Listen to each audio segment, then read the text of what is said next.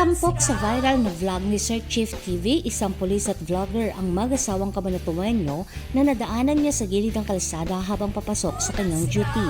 Mapapanood sa video na kasalukuyang nagsasaing ang mag-asawa sa tabi ng kalsada nang lapitan sila ni Sir Chief at napag-alaman niyang taga Cabanatuan City ang mag-asawa na nagtungo sa Pangasinan sakay ng kanilang kariton kasama ang kanilang alagang aso para sana dumalaw sa isang kamag-anak.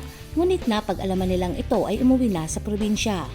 Dahil dito, nagpa siyang mag-asawa na bumalik na lamang sa Nueva Ecija. Ayon sa lalaki na nagpakilalang si Rocky, sa kanilang paglalakbay ay palagi sila naghahanap ng ligtas na masisilungan at matutulugan tuwing sasapit ang gabi.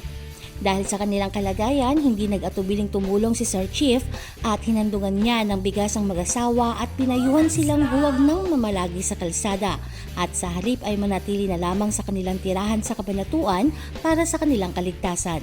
Umani ng papuri mula sa netizens ang ginawang pagtulong ni Sir Chief. Marami ang naantig sa kanyang malasakit at nagpaabot ng paghanga sa kanyang kabutihang loob. Sa ngayon, pumalo na sa mahigit 1.1 million views ang naturang video sa kanyang Facebook page. Jovelyn Astrero para sa Balitang Unang Sigaw.